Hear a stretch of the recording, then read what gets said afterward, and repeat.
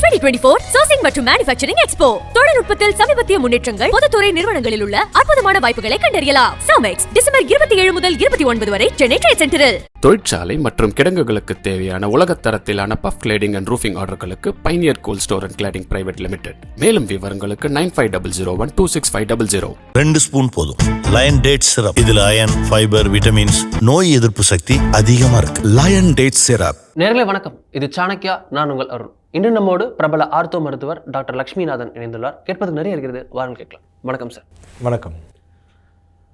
பிரபலமாக இருக்கக்கூடிய பிரச்சனை, பெரும்பாலும் இருக்கக்கூடிய பிரச்சனை, ரொம்ப பாப்புலரான கம்ப்ளைண்ட் அப்படின்னா டாக்டர்கிட்ட போனாலே சளி காய்ச்சலுக்கு இணையாக இப்போ ஒரு விஷயம் அப்படி ஓடுது அப்படின்னா அது அந்த 40+ அப்படின்னு சொல்லக்கூடிய ஏஜ் கேட்டில் இருக்கிற மக்களுக்கு இருக்கக்கூடிய பெரும்பாலான பிரச்சனை பார்த்தோம் அப்படின்னா இந்த முட்டி வலி, கால் வலி, எலும்பு தேய்மானம், இது போன்ற புகார். ஏதாவது ஒரு கல்யாணம் காட்சி இதுக்கு போனால் கூட முன்னாலாம் சாரி என்னாச்சு, குழந்தைகள் எப்படி இருக்காங்க, நல்லா படிக்கிறாங்களா, 10th என்ன 12th என்ன அப்படின்னு ஒரு ரொட்டீனான விசாரிப்பு தாண்டி அடுத்து இதை பேச ஆரம்பித்தாலே உங்களுக்கு கால்வலி எப்படி இருக்குன்னு கேட்குறாங்க. இது ரொம்ப புழக்கமாக இருக்கக்கூடிய பிரச்சனை. நீங்கள் ஒரு பிரபல ஆர்த்தோ மருத்துவராக இருக்கீங்க. நமக்கு பெரும்பாலும் இருக்கக்கூடிய ஒரு பெரிய பிரச்சனையாக இருக்கக்கூடிய இந்த முட்டி வலி, எலும்பு தேய்மானம் போன்றவைக்கு ஏதாவது தீர்வு இருக்கா? மூட்டு தேய்மானம்ங்கிறது இயற்கையாக வரக்கூடிய ஒரு தொந்தரவு. இது உலகத்தில் இருக்க எல்லாத்துக்குமே வரணும். இது வியாதி கிடையாது. வருமா? ஆமாம், கண்டிப்பாக வரும். அதாவது நம்ம உடல் ஒரு இயந்திரம் மாதிரி தான்.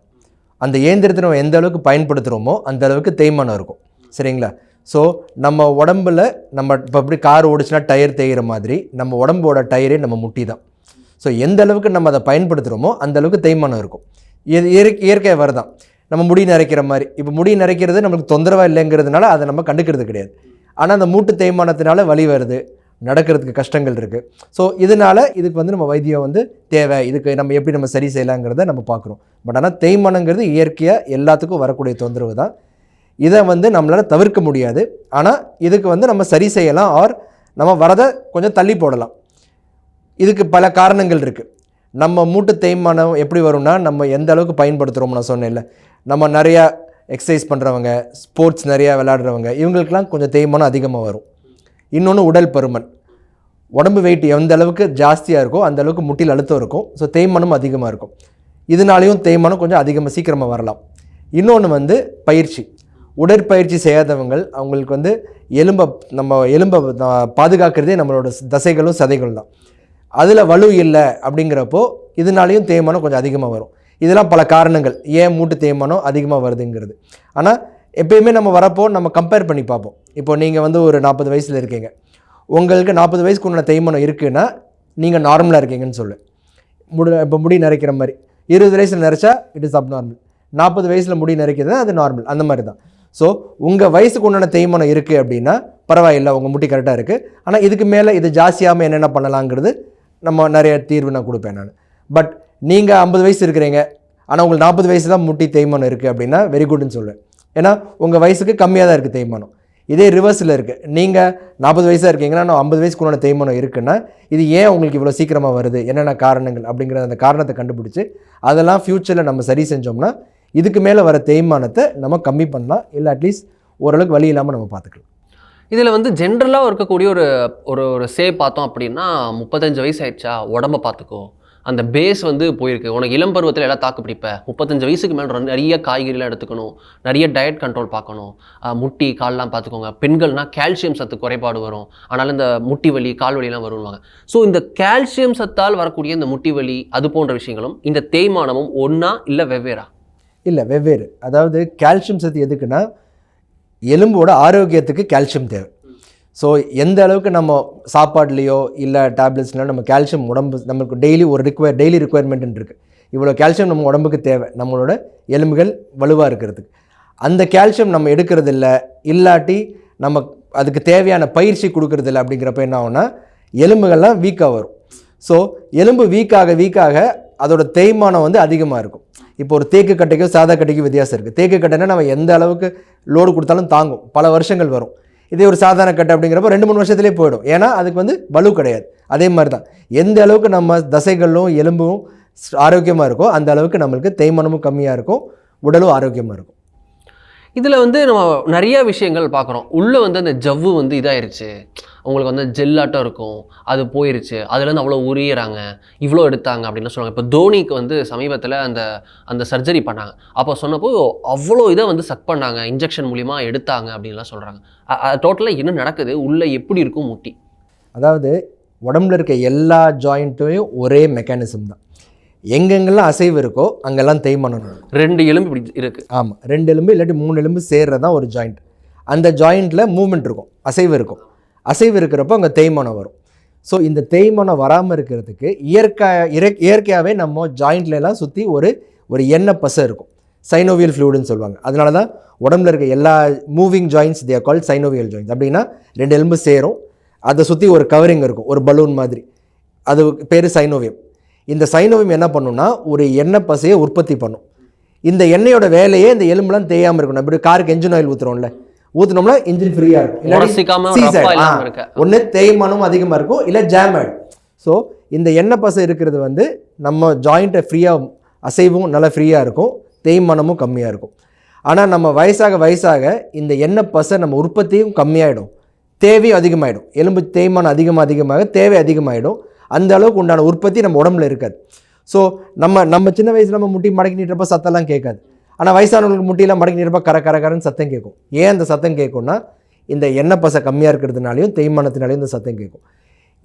இந்த எண்ணெய் வந்து சில நேரம் நம்ம உடம்புலால் உற்பத்தி பண்ண முடியல அப்படின்னா இது வந்து இன்ஜெக்ஷனாகவே இருக்குது. இதை நம்ம எப்படி நம்ம ஒரு டாப்அப் மாதிரி நம்ம இன்ஜெக்ஷன், எந்த மூட்டில் வந்து நமக்கு வலி இருக்கோ, எங்கே தேய்மானம் அதிகமாக இருக்குது, எங்கே சத்தம் அதிகமாக இருக்கோ, அது ஒரு இன்ஜெக்ஷன் மாதிரி போட்டு அதை வந்து நம்ம ரீப்ளேஸ் பண்ணலாம். பட் ஆனால் இயற்கையாக நம்ம உடம்பே உற்பத்தி பண்ணுறது தான் கரெக்டான தீர்வு இதுக்கு. ஓகே, இதில் வந்து இன்னொரு விஷயமும் சொல்லுவாங்க, இந்த ப்ராப்ளம்ன்றது சமீபத்தில் தான் வந்தது. இது ஒரு 20-30 இயர்ஸ் ஹிஸ்ட்ரியில், லேட் ஹிஸ்ட்ரியில் தான் ரொம்ப பாப்புலரைஸ் ஆச்சு, எல்லாரும் சொல்ல ஆரம்பிச்சதுக்கப்புறம் இதாச்சு. ஆனால் அதுக்கு முன்னாடி ஒரு சிலரிடம் தான் வந்தது, அதுவும் லேட் ஸ்டேஜஸில் வந்தது. அவங்க ஒரு 65 வயசுக்கு மேலே தான் அந்த ப்ராப்ளம்ன்றதே வர ஆரம்பிச்சிருக்கும். ஏன்னா அவங்களோட உணவு பழக்கங்கள் வேறு, நம்மளோட உணவு பழக்கங்கள் வேறு. நம்ம இப்போ அரிசியாக சாப்பிட்றோம், அப்போ அரிசியோட நம்பர் கம்மி, காய்கறிகளும் மற்ற தானிய வகைகளும் அதிகம். குறிப்பாக அந்த கொள்ளு போன்ற விஷயங்கள்லாம் அதிகமாக சாப்பிட்டோம். கொள்ளு சாப்பிட்டா குதிரை பலம்னு சொல்லுவாங்க, முட்டிகள்லாம் அவ்வளோ நல்லது, காலுக்கு அவ்வளோ நல்லதுலாம் சொல்லுவாங்க. ஸோ உணவு பழக்கம்ன்றது மாறினது இதுக்கு மிக முக்கிய காரணம்ன்றாங்க. இதை நீங்கள் ஏற்றுக்கிறீங்களா? இல்லை, கண்டிப்பாக. அதாவது பேலன்ஸ் டயட்டுன்னு சொல்லுவாங்க. நம்ம சாப்பிட்ற சாப்பாடில் நம்மளுக்கு தேவையான சத்துகள் எல்லாம் கரெக்டாக இருக்கணும்.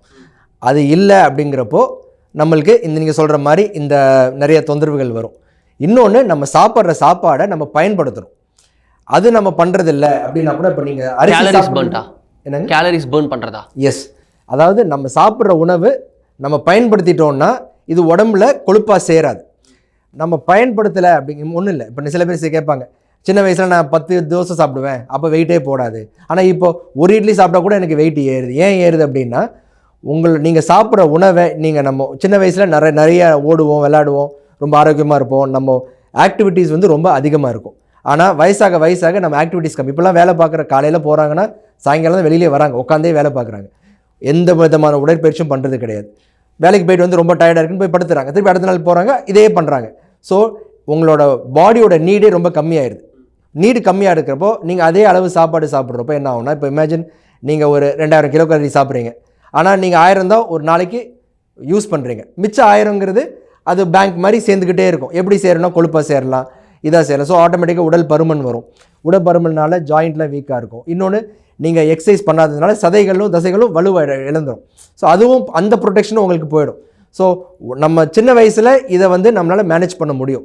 ஆனால் அப்போ நம்ம உடம்பை நம்ம ஆரோக்கியமாக வச்சுக்கல அப்படின்னா இதோட எஃபெக்ட்ஸ்லாம் வந்து பார்த்திங்கன்னா ஒரு 45-50 வயசு நம்ம போக தான் அதோட எஃபெக்டோட நம்ம எக்ஸசைஸ் பண்ணாதனால வர தொந்தரவுலாம் அவங்களுக்கு அப்போ தான் உங்களுக்கு உணர ஆரம்பிப்பீங்க. நீங்கள் that time will be too late. So முடிஞ்ச அளவுக்கு ஒரு நாளைக்கு ஒரு மணி நேரம் உடலுக்குன்னு ஒதுக்கி வச்சிடணும். நான் பிஸியாக இருக்கேன் அதெல்லாம் சொல்லக்கூடாது. 1 hour a day any kind of physical activity, yoga பண்ணலாம், பயிற்சி பண்ணலாம், பேசிக் ஸ்ட்ரெச்சிங் எக்ஸசைஸ் பண்ணலாம். ஸோ உங்களால் என்ன பண்ண முடியுதோ 1 மணி நேரத்துக்கு ஒரு நாள் பண்ணாலே போதும்.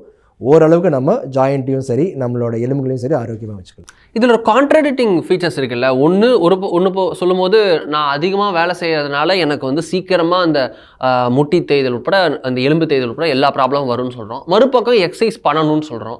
என்ன டிஃப்ரென்ஸ் இருக்குது? வேலை நான் நார்மலாக செஞ்சு ஓடி ஆடி வேலைக்கு போயிட்டு பஸ்ஸில் தொங்கிட்டு போகிறதுனால எனக்கு வந்து முட்டி தேய்மானம் அதெல்லாம் ப்ராப்ளம் வருதுன்னா, நான் எக்ஸசைஸ் பண்ணாலும் அதே மாதிரி ப்ராப்ளம் வரணும்ல? இல்லை, அதான் எக்ஸசைஸ்க்கும் வேலைக்கும் நிறைய வித்தியாசம் இருக்குது. அது நிறைய பேர் புரிய மாட்டாங்க. சில லேடிஸ்க்கு நான் சொல்வேன், நீங்கள் வந்து எக்ஸசைஸ் பண்ண மாட்டேங்கிறீங்க, அதனால தான் உங்கள் முட்டி தேயுதுன்னு. அவங்க என்ன சொல்லுவாங்க, டாக்டர் நான் காலையில் எழுந்திரிச்சு காலையிலேருந்து சாயங்காலம் வரைக்கும் நான் வேலை பார்த்துக்கிட்டே இருக்கிறேன், நீங்கள் எப்படி சொல்லுவீங்க, அப்போ எப்படி நான் வீக்காக இருக்கேன்னு சொல்கிறீங்கன்ட்டு. ரெண்டுமே கேலரிஸ் பர்ன்ட் தானே, கேலரிஸ் தானே. ஆனால் ஒரு செயலை மறுபடியும் செய்கிறது எக்ஸசைஸ். இது என்ன பண்ணுன்னா அந்த சதையை வலுப்படுத்தும். நீங்கள் பல வேலைகளை அப்பப்போ செய்கிறது வந்து சதை டயர்டாக ஆகுமே தவிர வலுவாகாது. சரி, நீங்கள் கேலரிஸ் பர்ன் கன்சிஸ்டன்சி வேணுன்றீங்களா? எஸ், அதாவது எக்ஸசைஸ் இப்போ நீங்கள் ஒரு ஜிம்முக்கு போகிறீங்க, ஒரு டம்பிள் எடுத்து 10 தடவை ஒரே தடவை பண்ணுறீங்கன்னா சதை வந்து வலுவாகும். ஏன்னா ஒரு ரிப்பீட்டடாக ஒரே இதை நீங்கள் பண்ணுறீங்க. So muscle is getting trained. சரிங்களா? இதே நீங்கள் போடுறீங்க, வெயிட் தூக்குறீங்க, அங்கே வைக்கிறீங்க, இங்கே நடக்கிறீங்க, போகிறீங்கன்னா உங்களுக்கு சதைகள் ஓரளவுக்கு வலுவாகும். ஆனால் இட் வில் பிகம் டயர்ட் மோர். ஸ்ட்ரென்த்தை விட டயர்ட்னஸாக அதிகமாக இருக்கும். So exercise maths your muscle stronger, work maths your muscles tired. ஆனால் நல்லது, ஒர்க்கும் பண்ணணும். அதுக்கு நீங்கள் உட்காந்து பார்க்குறதுக்கு ஓடி ஆடி வேலை பார்க்குறது கம்பேரிட்டிவ்லி பெட்டர். பட் ஆனால் எக்ஸசைஸையும் வேலையும் கம்பேர் பண்ணுறப்போ exercise maths your muscle stronger. இந்த டிஃப்ரென்ஸ் வந்து மக்கள் புரிஞ்சுக்க மாட்டேங்கிறாங்க. நான் தான் நிறைய வேலை பார்க்குறேனே, அப்புறம் தனியாக எக்ஸசைஸ் ஏன் பண்ணணும்னு கேட்குறாங்க. எக்ஸசைஸ் வந்து ரொம்ப ரொம்ப அவசியம். உங்கள் சதைகளும் சரி தசைகளுக்கும் சரி ரொம்ப அவசியம்.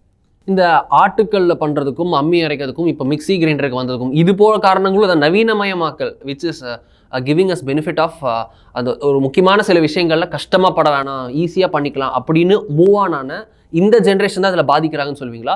இல்லை இது வந்து முதலேருந்தே இருக்குது, 50 வருஷம் முன்னாடி சோஷியல் மீடியா இல்லை, இப்போ சோஷியல் மீடியா இருக்கனால அதிகமாக தெரியுது அப்படின்னு நீங்கள் சொல்வீங்களா? இல்லை, இதுக்கு மெயின் காரணம் வந்து உடல் பருமன். சரிங்களா? முன்னாடி ஒபேசிட்டி இந்த அளவுக்கு இருக்கிறவங்களுக்கும் இந்த ப்ராப்ளம் இருக்குல்ல? இல்லை, வரும். ஆனால் உடல் பருமன் இருக்கவங்களுக்கு வருது. இப்போ நீங்கள் ஒபேசிட்டியோட பெர்சன்டேஜ் பார்த்தீங்கன்னா முன்னாடி பிஎம்ஐ ஆமாம் இப்போ பார்த்தீங்கன்னா ரொம்ப அதிகம். முன்னாடி இந்த அளவுக்கு நீங்கள் குண்டா பார்க்கணும், ஒரு ஆளை பார்க்கணுன்னா 10 பேரில் ஒருத்தர் 2 பேர் தான் உடல் பருமனோடு இருப்பாங்க. 8 பேர் நார்மலாக ஆவரேஜாக இருப்பாங்க, 2 பேர் நல்லா ஃபிட்டாகவே இருப்பாங்க. ஆனால் இப்போ அப்படி கிடையாது. 8 பேருக்கு வந்து ஒபேசிட்டி இருக்குது. It is become so common. நம்ம சொசைட்டியில் பார்த்தீங்கன்னா நம்ம ஆக்டிவிட்டி நீங்கள் சொல்கிற மாதிரி தான், we are replacing work with machines. So எல்லாமே அதுவே பண்ண ஆரம்பிக்குது. ஸோ பண்ண நம்மளோட உடம்பு வந்து டயர்ட் ஆக மாட்டேங்குது. We are not exerting our body well. So அதனால தான் எக்ஸசைஸ்க்கு போகிறோம். இப்போ நம்மளே அது எல்லா வேலையும் நம்ம பண்ணிகிட்டு இருந்தோமோ அதே ஒரு விதமான எக்ஸசைஸ் தான். ஸோ அட்லீஸ்ட் நம்ம உடல் பருமன் வராமல் இருக்கும். பட் இப்போ எல்லாத்துக்குமே நம்ம நவீன முறையில் நம்ம எக்யூப்மெண்ட்ஸ் மெஷின்ஸ் வச்சு நம்ம பண்ண ஆரம்பிக்கிறதுனால நம்ம பாடியை நம்ம ரொம்ப பயன்படுத்த மாட்டோம். பயன்படுத்தாததுனால என்ன ஆகுனா உடல் பருமன் வருது. உடல் பருமன் வரதுனால மூட்டுகள்லாம் அழுத்தம் ஜாஸ்தியாக இருக்குது. ஸோ தேய்மானம் அதிகமாக இருக்குது. So that is the cause for இந்த ஜாயிண்ட் ஆர்த்ரைட்டிஸ். இந்த தேய்மானம் அதிகமாக இருக்க காரணமே அதுதான். ஓகே, நான் to be precise and specific, உங்களுடைய கிளினிக், உங்களுடைய சிகிச்சை முறை இது எந்த வகையில் மற்ற மூட்டு தேய்மானம் உள்ளிட்ட போன்றவைக்கு மாற்று? ஏன்னா நமக்கு ஜென்ரலாக இப்போ இருக்கக்கூடிய விஷயம், என்னோட ஃபேமிலி உட்பட நிறைய இடத்துல இருக்கக்கூடிய இந்த பிரச்சனை என்ன அப்படின்னா, அவங்க வந்து முட்டி தேஞ்சிருச்சுனோடனே ஃபஸ்ட்டு நம்ம இருக்கக்கூடிய அலோபதிக் டாக்டர்கிட்ட போனால் அவங்க வந்து ஆப்ரேஷன் பண்ணணும்னு சொல்கிறாங்க. இல்லை மாத்திரை சிலதெல்லாம் இருக்குது, அது கொஞ்சம் ஸ்டெராய்டு அதிகமாக இருக்குது அப்படின்னு சொல்லுவாங்க. கொஞ்சம் காஷியஸாக இருக்கணும், பார்த்து சாப்பிடணும், வலி இருக்கும். பெயின் கில்லர்னு ஒன்று போடுவோம். நமக்கு பிரபலமாக இருக்கக்கூடிய சில மூட்டு எண்ணெய் தைலங்கள்லாம் இருக்குது, அதை வாங்கி வச்சு தேய்ச்சிட்டே இருப்போம். இதுதான் நடக்குது. இட்ஸ் அ ரொட்டீன் மாதிரி இருக்குது. இதுக்கு ஒரு என்லெஸ் இது போயிட்டுருக்கோ, ஒரு நமக்கு தீர்வே இல்லாமல் போயிட்டுருக்கோ அப்படின்ற மாதிரி இருக்குது. இதுக்கு நீங்கள் தான் தீர்வு வச்சுருக்கீங்களா? அதாவது முன்னாடி வந்து தேய்மானத்துக்கு வைத்தியம் கிடையாது. அதாவது தேய்மானங்கிறது முதல்ல என்னென்னா, எலும்புக்கு மேலே குருத்தெலும்புன்னு ஒரு ப்ரொடெக்ஷன் இருக்கும். நம்ம காலுக்கு செருப்பு போடுற மாதிரி இந்த குருத்தெலும்போட வேலையே வந்து எலும்பு தேயாமல் இருக்கிறது தான். இப்போ இந்த எலும்பு பார்த்தீங்கன்னா இதுதான் நம்ம எலும்புனா, இந்த ப்ளூ கலரில் இருக்குல்ல, இது வந்து குருத்தெலும்பு. இதோட வேலை வந்து எலும்பை வந்து தேயாமல் ப்ரொடெக்ட் பண்ணுறது. ஸோ நம்ம முட்டி இப்படி மடக்கி நீட்டுறப்போ இந்த குருத்தெலும்பு தான் தேயுமே தவிர எலும்பு தேயாது. குருத்தெலும்பு தேயிறப்போ வலி இருக்காது. ஆனால் இந்த குருத்தெலும்பு ஒன்ஸ் தேஞ்சிருச்சுன்னா இதுக்கு திருப்பியும் ரீஜென்ரேட் ஆகி வளர்கிற தன்மை கிடையாது. தேஞ்சது தான். சரிங்களா? ஸோ கார் டயர் தேயிற மாதிரி it is got a life. So எந்த அளவுக்கு இதை பயன்படுத்துகிறோமோ அந்தளவுக்கு தேய்மானம் அதிகமாக இருக்கும். முன்னாடி என்ன சொல்லுவாங்க, இது தேயாதுன்னு, இது வளராதுன்னு நம்மளுக்கு தெரியும். ஸோ தேயிற வரைக்கும் தேயட்டும், ஃபுல்லாக தேஞ்சு போயிடுச்சா மூட்டு மாற்று அறுவை சிகிச்சை அது மாதிரி பண்ணி இதுக்கு பதிலாக மெட்டல் போட்டு மூடிடுவோம். ஸோ தட் டைம் இதுக்கு முன்னாடி மூட்டு தேய்மானம் என்றால் அறுவை சிகிச்சை மட்டுமே தீர்வாக இருந்துச்சு. வேறு ஆப்ஷன் இல்லை நம்மளுக்கு. இப்போது நவீன முறைகள், இப்போ நிறைய ட்ரீட்மெண்ட் கருவிகள் வந்து ஸ்டெம் செல் ட்ரீட்மெண்ட் நிறைய ரிசர்ச்லாம் நடக்குது. இப்போது இந்த குருத்தெலும்பை திருப்பி வளர்கிற அளவுக்கு நம்மளுக்கு டெக்னாலஜி வளர்ந்துருச்சு. அது ஏன் வளர மாட்டேங்குதுன்னா அதுக்கு வந்து ரத்தோட்டம் கிடையாது. ஸோ குருத்தெலும்புக்கு ரத்தோட்டம் இல்லைங்கிறப்போ அதுக்கு திருப்பி வளர ஒரு சர்டன் ஏஜுக்கு அப்புறம் அந்த குருத்தெலும்பு வளராதோ?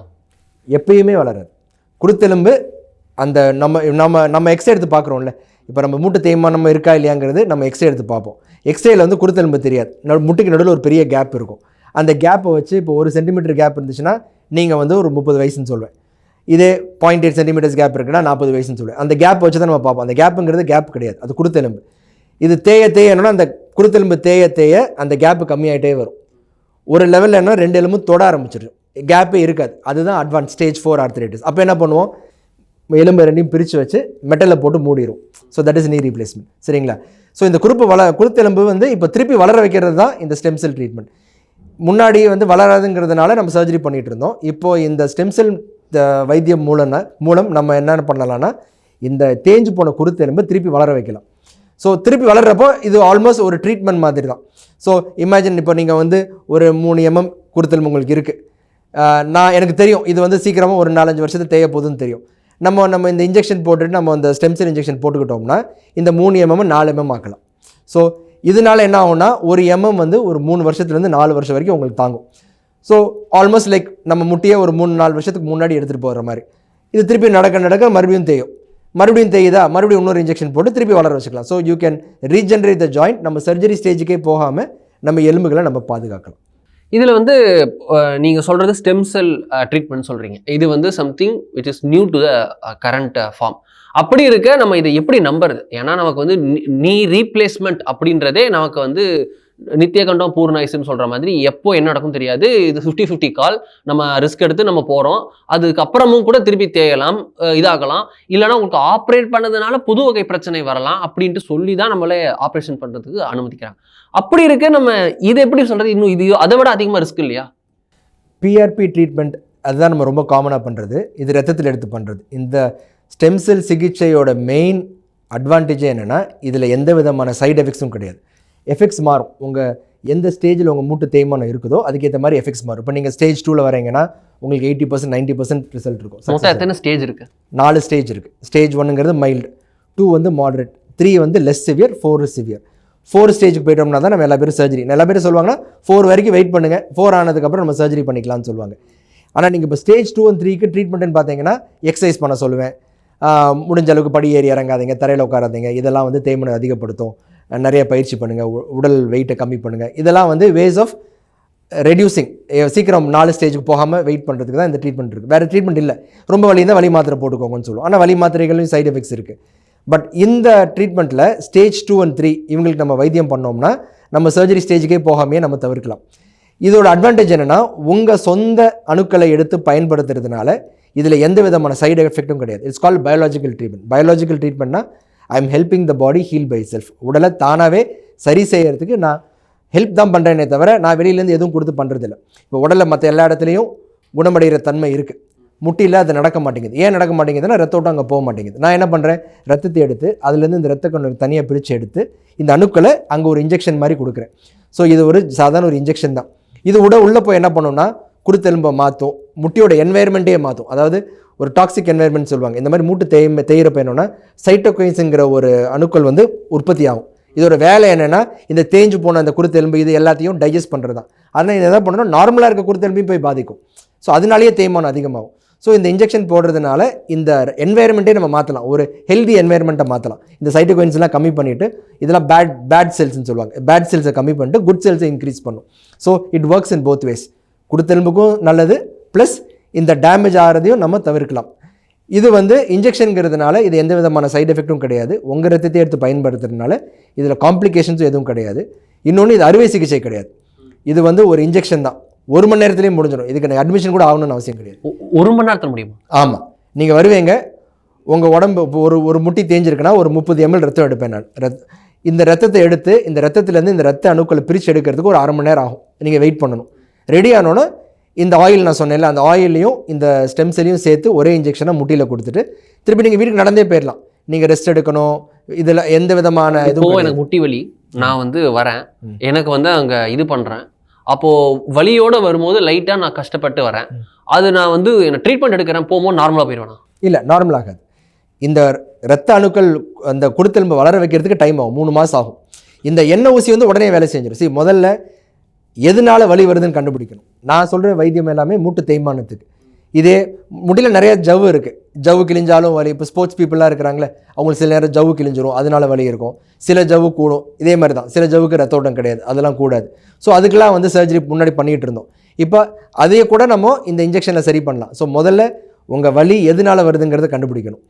தேய்மானத்தினால இருக்கா, இந்த வைத்தியம் பண்ணலாம். சில ஜவ்வுகள் வந்து ஸ்டேஜ் 1 and 2ல் அவங்களுக்கும் இந்த இன்ஜெக்ஷன் போட்டு நம்ம சரி செய்யலாம். முன்னாடியில் அந்த கீ ஹோல் சர்ஜரின்னு சொல்லுவாங்க, ஆத்ரோஸ்கோபி, அதை பண்ணி தான் நம்ம அந்த ஜவ்வு தொந்தரவை நம்ம சரி பண்ணுவோம். இப்போல்லாம் வந்து இந்த இன்ஜெக்ஷன் மூலமே நாங்கள் சரி செய்கிறோம். அது வந்து இந்த இந்த இந்த ஸ்டெம் செல் சிகிச்சை ரொம்ப ப்ராப்ளமானதே ஸ்போர்ட்ஸ் இன்ஜுரிஸில் தான். நிறைய ஸ்போர்ட்ஸ் பீப்புள் வந்து பார்த்தீங்கன்னா, இப்போ ஜவ்வுலாம் கிழிஞ்சிருச்சுன்னா அவங்களுக்கு வந்து 6 வாரம் ஆகும் இந்த ஜவ்வு திருப்பியும் தானாகவே கூடுறதுக்கு. 6 வாரம் அவங்களால விளையாட முடியாது. ஸோ என்ன பண்ணுவாங்க, 6 weeks for them to stay away from sports is a long time. அப்போ தான் இந்த பிஆர்பி சிகிச்சை வந்து அதனால என்ன பண்ணுவாங்கன்னா, இந்த இன்ஜெக்ஷன் போடுறப்போ 6 வாரத்தில் கூற வேண்டிய சதை 4 வாரத்துலேயே 3 வாரத்துலேயே கூடிடுது. ஸோ அவங்களுக்கு வந்து ஆல்மோஸ்ட் அவங்களோட ஹீலிங் டைம் பாதி கம்மியாகுது. இப்படி தான் ரொம்ப ப்ராப்ளம் ஆகி ஸ்போர்ட்ஸ் பீப்புளெலாம் நிறைய யூஸ் பண்ண ஆரம்பிச்சாங்க. யூஸ் பண்ண பர்சன் சொல்லலாம், கோபி பிரைண்ட் இந்த பாஸ்கெட்பால் பிளேயர் இருக்கார், அவர் மூலமாக தான் ரொம்ப ப்ராப்ளம் ஆச்சு. இப்போ எல்லா ஸ்போர்ட்ஸ் சென்டர்ஸ்லையும் ஒரு ஸ்போர்ட்ஸ் டீம் இருந்துச்சுன்னா அவங்களுக்கு பிஆர்பி தெரபிஸ்ட்னு தனியாக ஒரு டாக்டர் இருக்கிறாங்க. எனி கைண்ட் ஆஃப் ஸ்போர்ட்ஸ் இன்ஜுரிஸ்னா உடனே ஒரு பிஆர்பி இன்ஜெக்ஷன் போட்டுக்கிறாங்க, ஹீலிங் டைம் கம்மியாக இருந்து immediately they are able to get back to sports. So PRP தெரபிஸ்ட்டுங்கிறவர் it is become an integral part of a sports team. அந்த அளவுக்கு இது வந்து ரொம்ப ப்ராப்ளம் ஆயிடுச்சு. இது ரிசர்ச் பண்ண இதுக்கு தேய்மானத்துக்கும் சரி செய்யலாம். இப்போ முடியெல்லாம் வளராமல் இருக்குல்ல, சொட்டையெல்லாம் உழுகுது, அவங்களுக்குலாம் முன்னாடி என்ன பண்ணுவாங்க, ஹேட் டிரான்ஸ்பிளான்ட் பண்ணுவாங்க. அவங்களுக்குலாம் வந்து இப்போ இந்த பிஆர்பி சிகிச்சை மூலமாக இன்ஜெக்ஷன் போடுறதுனால முடி வளருது அப்படிங்கிறது காமிக்கிறாங்க. இப்போ வந்து பிஆர்பி ட்ரீட்மெண்ட் வந்து டெர்மட்டாலஜி தான் எலும்பு தேய்மானத்தை விட முடி வளர்றத அதிகமாக பயன்படுத்துகிறாங்க. இட் இஸ் பேசிக்லி பிஆர்பிங்கிறது ஒரு ஹீலிங் செல் ஆஃப் த பாடி. நம்ம எந்த இடத்துல அதை பயன்படுத்துகிறோமோ அந்த இடத்துல என்ன தொந்தரவு இருக்கோ அந்த தொந்தரவை சரி செஞ்சிடும். இப்போ எலும்பு உடஞ்சிருக்கு, கூடாமல் இருக்குது, வயசானவங்களுக்கு சில பேருக்கு லேட்டாக கூடும், சில பேருக்கு கூடாமல் கூட போகும். அவங்களுக்கு என்ன பண்ணுவோம், இந்த இன்ஜெக்ஷன் எடுத்து அங்கே கொடுப்போம். இது என்ன பண்ணால் அந்த எலும்பு உடஞ்ச எலும்பு சீக்கிரம் கூட வைக்கும். ஒரு தசை கிழிஞ்சிருக்கு, அது கூடாமல் இருக்குது, அவங்களுக்கு இன்ஜெக்ட் பண்ணால் தசை கூடும். ஸோ அந்த மாதிரி எந்த தொந்தரவு இருக்கோ அந்த தொந்தரவு, சில தொந்தரவுக்கு சர்ஜரி மட்டும்தான் தீர்வாக இருக்கும். சதை கிழிஞ்சு டோட்டலாக தனித்தனியாக இருக்கும், இதை போய் நம்ம இன்ஜெக்ஷன் போட்டு சரி செய்ய முடியாது. முன்னாடிலாம் எல்லாத்துக்குமே சர்ஜரி பண்ணிகிட்டு இருந்தோம். இப்போ 10ல் 8 தொந்தரவுக்கு வந்து நம்ம இன்ஜெக்ஷனே சரி செய்கிறோம். 2 பேர் தான் சர்ஜரி ஸ்டேஜுக்கே போகிறாங்க.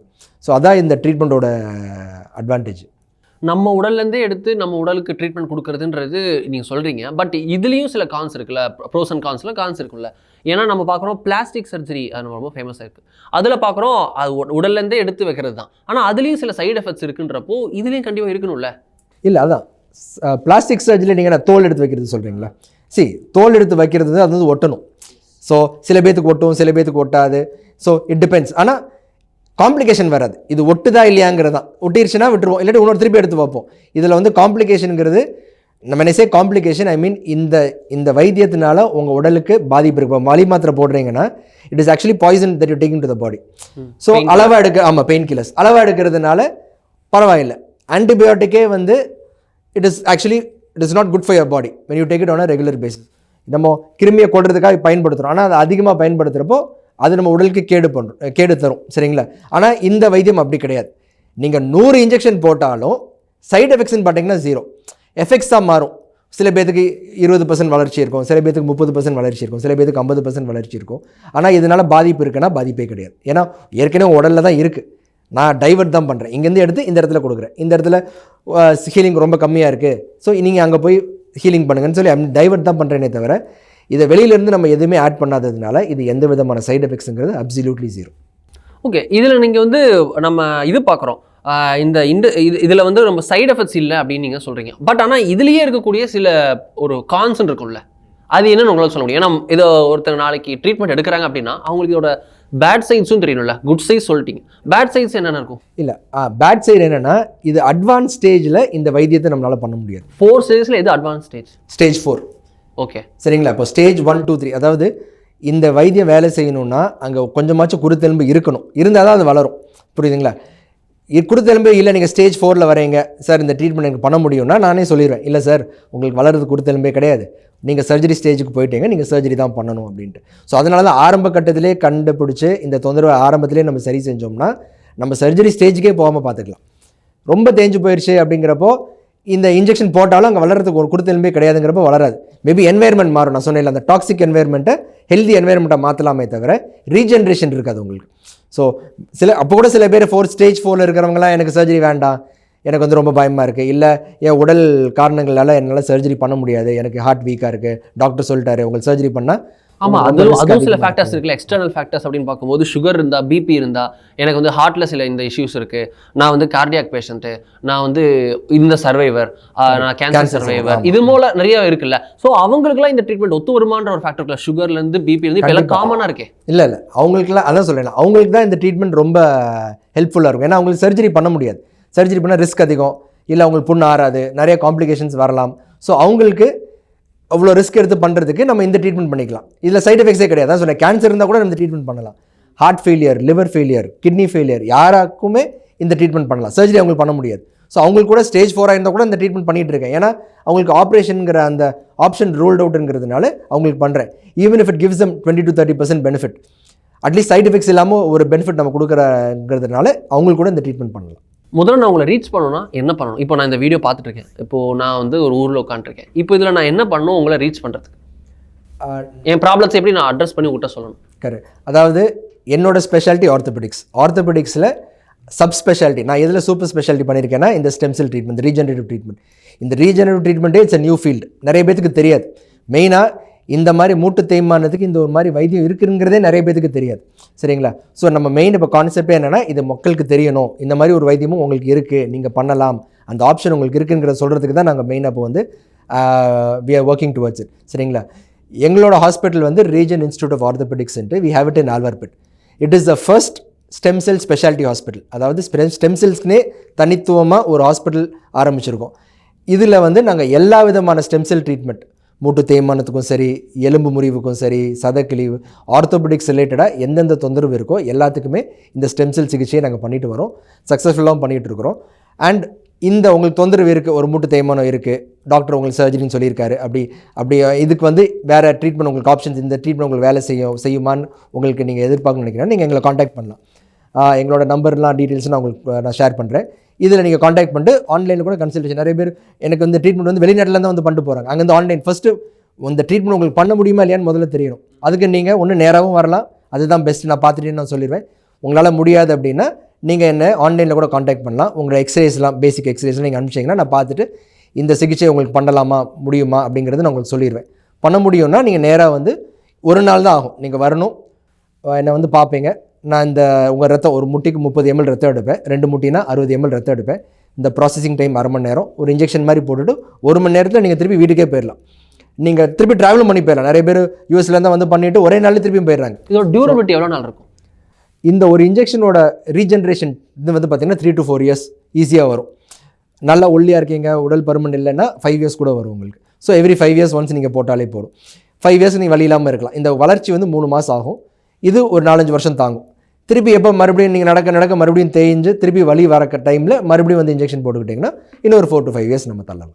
இதில் இன்னொரு விஷயம் அப்படின்னா, எனக்கு நான் நிறைய பேர் நம்ம கேட்குறது என்ன அப்படின்னா, ஒரு சர்ஜரிக்கு போகிறதுக்கு தயங்குறதுக்கு காரணம் வந்து அதில் இருக்க ரிஸ்க் ஃபேக்டர்லேருந்து சரியாகுமா, ரீப்ளேஸ்மெண்ட் பண்ண என்ன ஆகும், வேறு ஏதாவது பிரச்சனை வந்துடுமா, அதெல்லாம் தாண்டி ஒரு அந்த அமௌண்ட், காஸ்ட் இருக்குல்ல, ஆப்ரேஷனுக்கான காஸ்ட், அதுவும் வந்து ஒரு பெரிய விஷயமா இருக்குது. இதுக்கு எவ்வளோ வந்து இன்கர் ஆகும், நமக்கு எவ்வளோ செலவு ஏற்படும்? ரீப்ளேஸ்மெண்ட் பண்ணுறப்போ லட்சங்கள் ஆகும். Pre surgery and post surgery அது சேர்த்து சொல்கிறேன். ஐ மீன் அந்த ட்ரீட்மெண்ட் எல்லாத்தையும் சேர்த்து சொல்கிறேன். கரெக்ட். அதாவது சர்ஜரின்னு பார்த்தீங்கன்னா ஒரு மூட்டு மாட்டு அறுவை சிகிச்சை பண்ணணும்னா இப்போல்லாம் மினிமம் 3 to 4 lakhs ஆகுது. இந்த ஸ்டெம் செல் ட்ரீட்மெண்ட்டில் உங்களுக்கு அதாவது நம்ம எந்த கிட்டை பயன்படுத்துகிறோம் இந்த ஸ்டெம் செல்லை ப்ரிப்பேர் பண்ணுறதுக்கு அப்படிங்கிறது தான். நம்ம இம்போர்ட்டட் கிட்லாம் பயன்படுத்தினோம்னா கொஞ்சம் கான்சன்ட்ரேஷன் கொஞ்சம் நல்லாயிருக்கும். இதெல்லாம் பார்த்தீங்கன்னா ஒரு 35,000 ரூபா வரும் உங்களுக்கு. இல்லை எனக்கு 35,000 ரூபா கொடுக்க முடியாது டாக்டர், எனக்கு அந்த அளவுக்கு எங்களுக்கு காசு இல்லை அப்படின்னா நம்மளே ப்ரிப்பேர் பண்ணலாம், நம்மளே ஸ்பின் பண்ணி பண்ணலாம். இதில் என்னென்னா சில நேரம் கொஞ்சம் காம்ப்ளிகேஷன் வரலாம், காம்ப்ளிகேஷன் இன்ஃபெக்ஷன், ஏன்னா நம்ம செல்ஃபாக நம்ம ப்ரிப்பேர் பண்ணுறதுனால காம்ப்ளிகேஷன் வரலாம். அப்படி நம்ம பண்ணுறோம்னா 20,000 கூட பண்ணலாம். இந்த கிட்ட என்ன மாதிரி காம்ப்ளிகேஷன் வர வாய்ப்பு இருக்குது? இன்ஃபெக்ஷன் தான். நம்ம மேனுவலாக ப்ரிப்பேர் பண்ணுறதுனால it is called open system.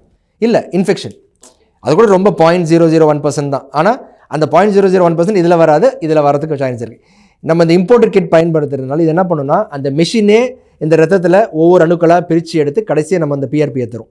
So it is called a closed system. So நம்மளோட எந்த விதமான எஃபர்ட் அதில் இல்லைங்கிறதுனால இன்ஃபெக்ஷன் வரதுக்கு சான்சஸ் ரொம்ப கம்மி. நம்ம இந்த மேனுவல் மெத்தடில் நம்மளாக ஸ்பின் பண்ணி ஃபஸ்ட்டு ரத்தம் வந்து ரெட் செல்ஸ் பிரியும், அதை நம்ம தனியாக எடுத்து இன்னொரு டெஸ்ட் டியூப்பில் போட்டு திருப்பி ஸ்பின் பண்ணும். அப்புறம் அதில் பிளேட்லெட்ஸ் வரும், அதை தனியாக பிரித்து எடுத்து இன்னொரு டெஸ்ட் டியூப் எடுத்து அதுக்கப்புறம் நம்ம இன்ஜெக்ட் பண்ணுவோம். இந்த மாதிரி நம்ம மேனுவலாக நம்ம வந்து பயன்படுத்துறதுனால நம்ம இன்ஃப்ளூயன்ஸ் இருக்கிறதுனால இன்ஃபெக்ஷன் ரேட் மைல்டாக கொஞ்சம் ஜாஸ்தியாக இருக்கிறதுக்கு சான்ஸ் இருக்குது. அது ஒன்று தான் காம்ப்ளிகேஷன் தவிர மற்றபடி வேறு எந்த விதமான சைடு எஃபெக்ட்ஸும் கிடையாது. ஓகே, காஸ்ட் எவ்வளோ? காஸ்ட் வந்து நம்ம இம்போர்ட்டட் கிட் பயன்படுத்துகிறோம்னா ஒரு 35,000 வரும் ஒரு முட்டிக்கு. ஆமாம், எல்லாமே சேர்த்து நீங்கள் வந்து பார்த்துட்டு போகிறதுக்கு 35,000 ஆகும். நம்ம மேனுவல் மெத்தடில் பண்ணுறோம்னா 20,000 ஆகும் உங்களுக்கு. இன்ட்ரெஸ்டிங். ரொம்ப நன்றி சார். இத்தனை நம்ம வந்து ஒரு பெரிய விஷயம், பரவலாக இருக்கக்கூடிய ஒரு பிரச்சனை, அதற்கு ஒரு புதிய தீர்வை சொல்லியிருக்கீங்க. ரொம்ப நன்றி சார். நன்றி.